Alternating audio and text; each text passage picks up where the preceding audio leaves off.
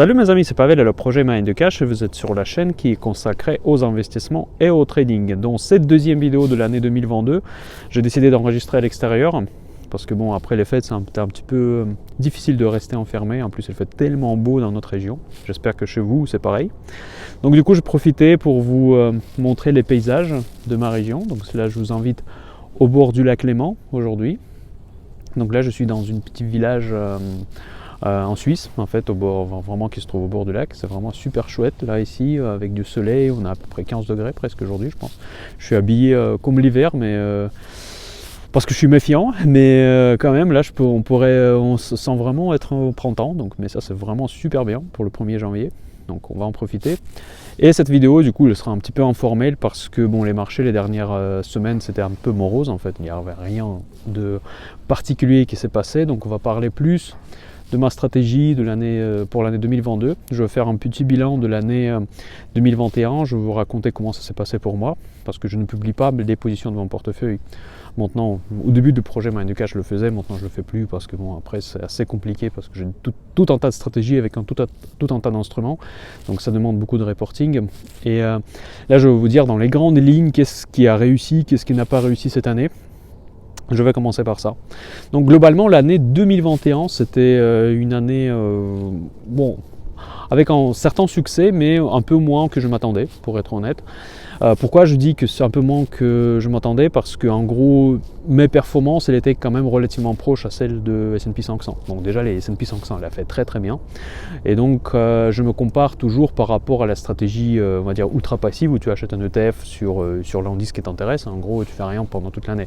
Donc, si je compare ma performance par rapport à cette stratégie, on va dire, ultra passive, j'ai fait un peu mieux, mais pas suffisamment mieux que ça pourrait, on va dire, justifier l'effort que je mets pour faire le choix d'action, etc. etc. Bon, après, quelles sont les grandes erreurs, grandes réussites de cette année? Donc, la première erreur, en fait, je vais commencer par des erreurs.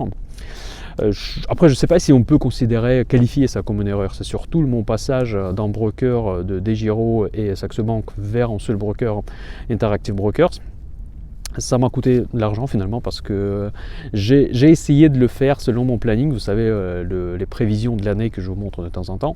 Je voulais le faire au moment quand les marchés, selon moi, selon mes prévisions, devraient être baissiers. Donc là, j'ai choisi ce moment en juillet et août et je me suis trompé de 1 mois et demi à peu près parce que les marchés ont commencé à baisser dans la deuxième partie du septembre. Donc du coup, j'ai raté un petit peu cette baisse et finalement, j'ai perdu pas mal de positions sur le secteur de semi-conducteurs. Donc quand j'ai vendu mes positions qui étaient sur Saxo Bank et qui étaient sur DEGIRO pour après les reprendre chez IB, ça m'a pris beaucoup de temps pour ouvrir un compte chez IB parce que c'était un compte pro que j'ouvrais. Du coup, il y avait beaucoup de paperasse malheureusement, mais c'est pas le cas pour les comptes particuliers, donc ne vous inquiétez pas. Donc si vous pensez d'ouvrir un compte chez Interactive Brokers, c'est toujours faisable, donc c'est relativement facile si vous êtes particulier. Voilà, donc du coup ça m'a pris beaucoup de temps et j'ai perdu quand même le momentum. Et comme vous le savez, au fait, au début de l'année précédente, je disais que semi-conducteurs, ça sera le secteur où il faut absolument être, j'avais totalement raison. Et en plus, j'ai suivi au début de l'année ma stratégie, mais par contre, j'ai raté vraiment cet énorme rebond l'été de 2021 des semi-conducteurs pendant mon passage. Ça, c'est vraiment le truc que moi je considère comme le plus, on va dire, dommage de cette année. C'est vraiment quelque chose qui m'a profondément déçu. Maintenant, j'ai beaucoup de semi-conducteurs dans le portefeuille, mais pourtant, je ne les ai pas au prix que je les voulais, en fait, et surtout au prix que je pourrais les avoir. Donc ça, c'était la première chose. Après, il y a eu quelques trucs en fait qui sont des erreurs, mais en fait, vu que je suis très rigoureux en termes de respect des normes de gestion de risque, ça ne m'a pas fait tellement mal. En fait, typiquement, je parle de Verimatrix, c'est une des valeurs qui m'a beaucoup, ça m'a coûté beaucoup cette ouverture de cette position. J'ai un petit peu exagéré, en fait, je ne sais pas pourquoi j'ai ouvert, c'est inexplicable parfois des décisions qu'on prend, mais visiblement parce que c'était ma première position sur IB, je voulais aller un peu agressivement, et donc du coup j'ai ouvert un peu plus que je voulais, et du coup cette valeur elle est toujours dans le négatif. Je n'ai pas fait mon travail pour l'analyse technique. Finalement, donc ça, je considère peut-être comme une des erreurs importantes. Mais comme je vous dis, une erreur importante, franchement, si vous suivez, ça c'est ce que j'encourage à faire tout le monde, qui vous suivez de manière vraiment stricte, comme moi, la gestion de risque, l'allocation de vos actifs, ces erreurs ne vont pas vous coûter cher. Donc en fait ça va coûter quelque chose, mais vraiment ça ne m'inquiète pas du tout. J'ai toujours du Verimatrix, il est en train de rebondir en ce moment en plus, donc ça va. Donc il n'y a pas grand chose qui s'est passé. Maintenant voilà, ça ce sont des mauvaises nouvelles. Les bonnes nouvelles en fait finalement, que j'ai quand même le portefeuille qui est pas mal équilibré actuellement. Donc là je suis assez content avec la structure de portefeuille avec laquelle j'arrive à la fin de cette année. Bon, à la fin, parce que c'est déjà le début de l'année, mais en tout cas pour les marchés, on n'a pas eu encore des séances boursières en 2022. Et donc je pense que la structure actuelle elle est vraiment cohérente par rapport à mes versions. Je suis investi pas mal, j'ai réussi d'attraper des valeurs de catégorie A au prix que moi je trouve intéressantes. Donc du coup j'ai pas mal de valeurs de catégorie A. J'ai commencé à rééquilibrer mon portefeuille envers les valeurs, ce qu'on appelle value parfois, parce que comme je vous ai expliqué dans mes prévisions de l'année 2022, donc il y a un bateau qui passe à côté. Il y a déjà quelqu'un qui profite de la vie pour en décembre, c'est vraiment chouette. Donc maintenant, j'ai commencé à rééquilibrer mon portefeuille en faveur de ces valeurs value, parce que avec l'augmentation des taux probables l'année prochaine, ce qui n'est pas encore mon scénario de base, mais dans tous les cas, l'inflation sera là, ça c'est quasiment certain, hors une grosse surprise. L'année prochaine ne sera pas comme l'année 2021 de point de vue de la politique de la Réserve fédérale, la politique des taux, de la politique monétaire globalement. Donc ça va changer, c'est certain. Donc ça c'est une chose certaine qu'on peut embarquer sur nos modèles de valorisation, que maintenant on ne va plus vivre dans le même contexte des marchés comme l'année précédente où les taux étaient à zéro, donc il avait à fond la planche à billets, etc. Donc ça c'est fini. Donc ça va être fini on va dire au milieu de l'année 2022, et le Powell elle a même dit que ça sera vers mars-avril que la QE sera arrêtée, et après il pense d'augmenter les taux. Mais bon bref, je ne crois toujours pas, j'ai un petit peu du mal à croire comment elle va augmenter les taux avec les dettes qu'ils ont accumulées, surtout les dettes post-Covid, mais on va voir, peut-être je me trompe, je n'ai pas forcément de position par rapport à ça, mais comme ça, dans ma compréhension de la macroéconomie, je ne comprends pas comment on peut augmenter les taux dans les conditions actuelles. Voilà. Mais l'avenir nous dira.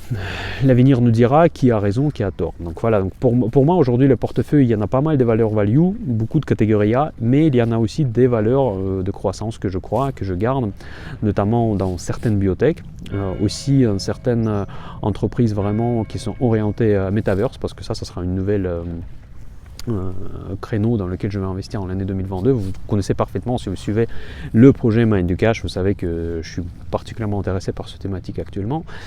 Et les semi-conducteurs, donc là j'ai vraiment mon portefeuille, il est blindé des semi-conducteurs. Je pense commencer à sortir même de certains, parce qu'il y a un certain que je trouve vraiment surévalué, notamment ASML par exemple. Ça, la ASML c'est pas vraiment un semi-conducteur, c'est une entreprise qui fait les outils, en fait, l'infrastructure pour les semi-conducteurs. Et pour moi, la demande des produits pour cette entreprise, pour moi, elle n'est pas nécessairement aussi assurée. Donc autant je suis confiant pour la demande des semi-conducteurs purs, il y a tout ce qui est autour des semi-conducteurs, à mon avis, ça risque d'être un tout petit peu délicat. En fait, ils peuvent avoir quand même des mauvaises surprises, parce qu'on n'a pas toujours besoin de changer son matériel, vous voyez, pour produire les microprocesseurs. Voilà, donc ça c'est l'idée. Donc là je ne vais pas réduire beaucoup ma position sur ce secteur, mais je vais rester présent tout au long de l'année 2022, je ne vais pas bouger, c'est sûr certain, malgré les valorisations exigeantes. Mais le monde va changer avec la politique monétaire, avec l'inflation qui revient, le monde va changer, et maintenant les PER à 200, à 300, 400, ou même parfois 1000, si on parle du Tesla, ça ne va plus être la norme, parce qu'on commence à s'habituer. En fait, il ne faut pas non plus tomber dans le piège vraiment des habitudes purement psychologiques. Maintenant, certains investisseurs comme Katie Wood par exemple, sont tout à fait prêts d'acheter les valeurs qui s'échangent à des multiples PER, si je prends vraiment le plus connu, autour de 400 par exemple. Donc ça ne lui dérange pas d'acheter des valeurs comme ça, parce qu'il se projette qu'en fait, en gros, les bénéfices vont augmenter fortement dans les prochaines années.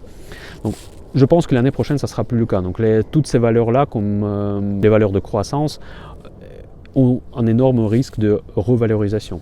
Selon moi, encore une fois, je ne suis pas un spécialiste, je n'ai pas le droit de donner des conseils d'investissement, je vous transmets tout simplement mon opinion.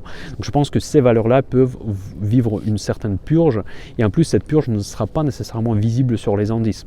Parce que les indices, de point de vue de poids, ils sont dominés par les valeurs des GAFAM notamment, donc les valeurs de catégorie A si vous voulez. Et les valeurs de catégorie A, selon moi, elles ne vont pas baisser beaucoup. Bon, s'il y a une chute boursière, forcément, tout va baisser. Donc, il ne faut pas confondre les choses. Quand je dis qu'ils ne vont pas baisser, ils vont baisser moins que le marché si le marché le chute. Ça, c'est sûr et certain. Ça ne sera pas les premières à baisser. Parce que c'est des valeurs de grande qualité. Et les GAFAM, malgré leur valorisation stratosphérique en absolu, je vous rappelle encore et encore, selon les multiples, ne sont pas chers. Et surtout, ne sont pas les plus chers de la cote. En revanche, les autres valeurs, les valeurs de croissance de ETF Cathie Wood, vous pouvez prendre toutes les valeurs des premières lignes, vous allez tout de suite voir de quoi il s'agit, elles risquent de voir une grosse correction. Et cette correction ne sera pas nécessairement visible quand vous regardez les indices parce que le poids de ces valeurs elle est relativement faible. Donc on peut vivre tout à fait dans les indices, dans les trend des indices tout à fait normal, tout à fait calme, mais pourtant vivre une véritable purge dans certains secteurs. Et c'est ce qui se passe d'ailleurs à la fin de cette année. D'ailleurs, déjà sur des secteurs de croissance, on peut déjà trouver des opportunités assez intéressantes, que je suis d'ailleurs en train de saisir avec un petit pourcentage.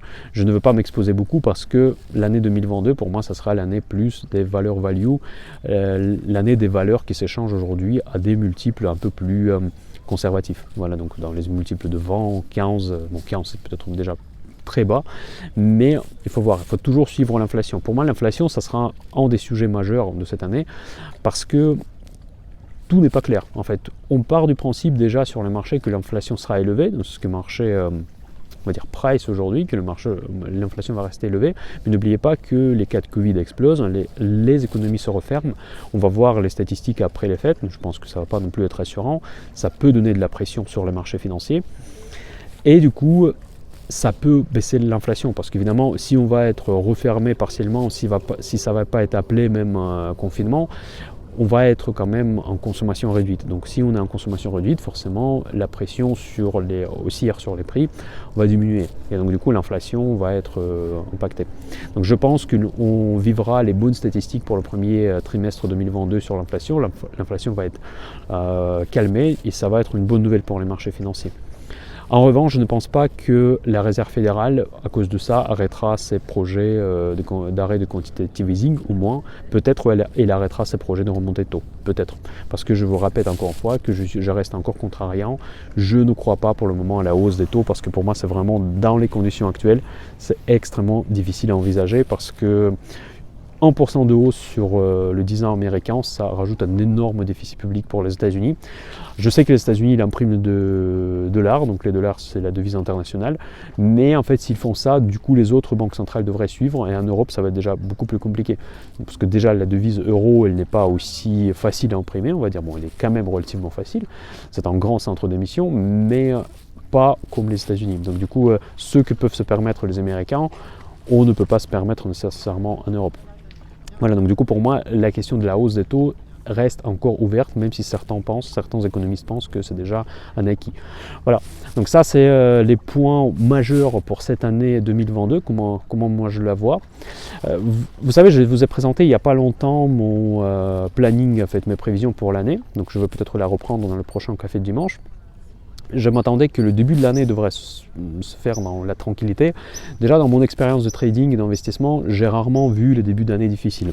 Parce qu'on repart toujours un petit peu d'une page blanche, en fait il y a le repositionnement. Donc j'ai du mal à voir que par exemple le lundi, là j'enregistre cette vidéo, c'est le samedi le 1er janvier, qu'on va avoir une chute et tout de suite tout le monde commence, à moins qu'il ait une très mauvaise nouvelle bien évidemment, mais tout est possible. Donc que les marchés commencent tout à coup à chuter. C'est pas mon scénario de base en tout cas, c'est possible mais je ne pense pas. Selon moi on va rester plus ou moins sur le même élan de la fin de l'année, on va chercher un petit peu se repositionner sur des secteurs peut-être un petit peu plus défensifs. Mais il n'y aura pas un gros mouvement brusque. Peut-être le gros mouvement vont commencer à apparaître vers fin janvier, février, mars. Et d'ailleurs pour mars, j'ai une grosse position optionnelle sur l'augmentation de volatilité. Donc j'ai pas mal de positions short avec l'échéance de mars. Donc vers mars, je m'attends vraiment à une certaine correction. En fait, quand je dis de position short pour mars, même si cette correction arrive avant, ça ne veut pas forcément dire que je ne vais pas gagner de l'argent. Donc je ne vais pas être, on va dire, je vais gagner peut-être moins que si j'arrive in the money, si j'utilise les termes optionnels en mars, mais en tout cas mes positions seront corrélées par rapport à la direction de marché. Mon portefeuille actuellement il est assez hedgé, donc je sous-performe le marché à la hausse, mais en tout cas si ça commence à chuter, je vais être beaucoup plus protégé que les personnes qui n'ont pas ces protections. En gros, c'est une forme d'assurance que je prends sur le marché de dérivés. Un autre sujet qui me passionne vraiment énormément, que je voudrais partager mes idées avec vous, c'est les actions chinoises. J'en ai déjà beaucoup parlé, je parle beaucoup de la Chine, c'est un peu un engagement que j'ai pris sur le site mindthecash.fr dans mes posts journaliers. D'ailleurs, je vous invite à rejoindre ce site. Je n'ai pas fait mon intro traditionnel, j'ai oublié qu'il faut mettre des likes, vous le savez. Bon, voilà, je suis désolé de le répéter à chaque fois parce que c'est les algorithmes de YouTube qui fonctionnent comme ça et pour moi, c'est vraiment très important pour faire développer cette chaîne gratuite. Et là, je vous parle en fait dans mes posts journaliers très souvent de la Chine parce que je trouve vraiment les actions chinoises dans la tech, dans l'internet, Alibaba, Baidu, Ecom, Tencent et les autres en fait comme très sous-évoluées, mais vraiment extraordinairement sous-évoluées. Et j'ai toujours en tentation de les acheter. Et j'ai trouvé une solution. Je vous ai fait une vidéo il y a vraiment pas longtemps. Je vous invite à la revoir. Qu'il y a un risque d'une perte de statut de VIE. Donc ça, c'est un statut qui permet de vraiment d'avoir un espèce de swap de performance entre les valeurs qui sont cotées à Hong Kong par rapport à la société mère. Quand vous investissez par exemple dans Alibaba, vous n'investissez pas dans Alibaba même, vous investissez dans cette coquille qui est cotée à Hong Kong, qui a droit, selon un contrat que aujourd'hui les Chinois acceptent, de partager les profits. Et si les Chinois arrêtent ces contrats, vous risquez de perdre l'intégralité de votre mise. Pour moi, c'est un risque énorme à prendre. Malgré on va dire, le fait que les valeurs chinoises sont très bon marché, je n'osais pas de prendre ce risque.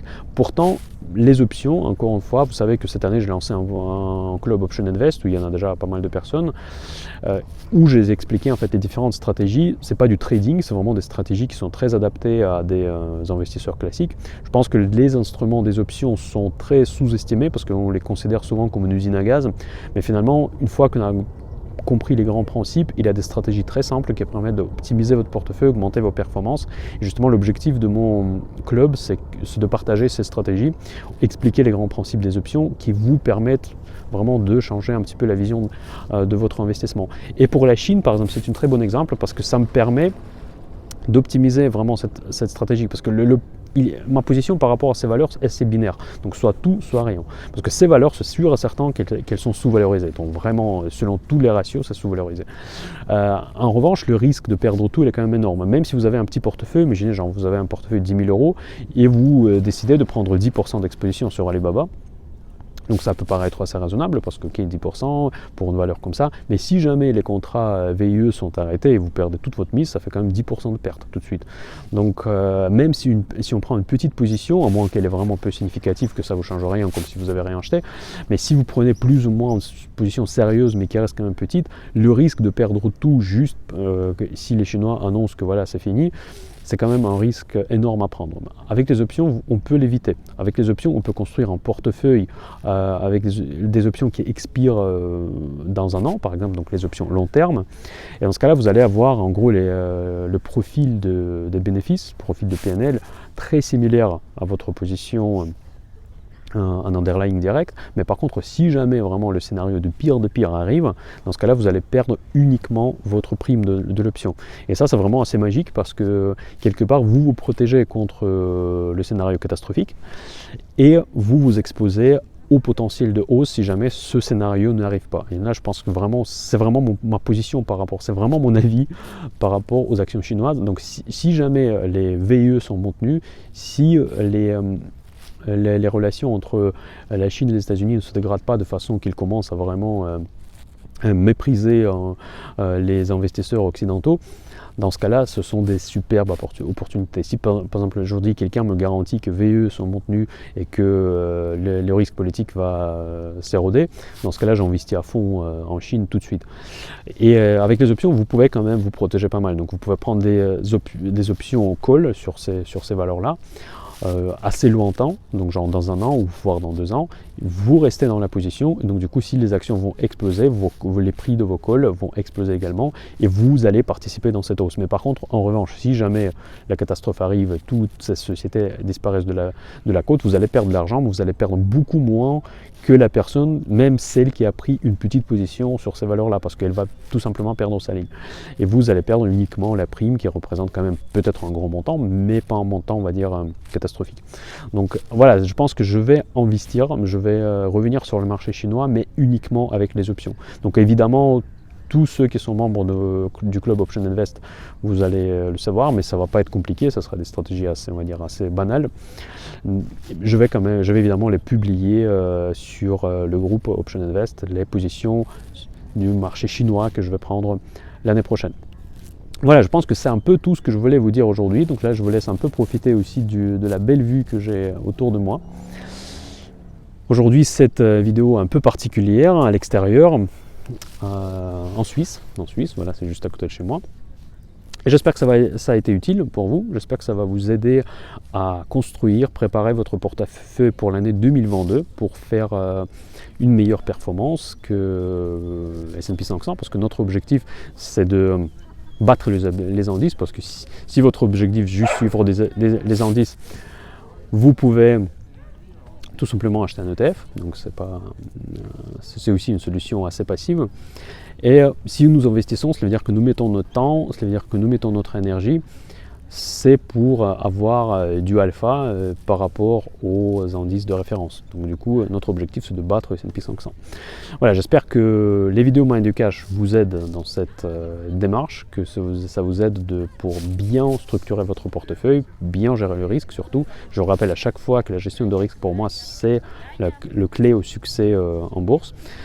Et j'espère qu'en 2022, on va rester tous ensemble. Je vous souhaite encore une fois bonne année, mes meilleurs voeux, plein de santé, plein de bonheur pour tout et votre famille pour l'année 2022. Et j'espère que Mind the Cash va vous accompagner tout au long de cette année. Allez, à très bientôt, Mind the Cash. Bye bye.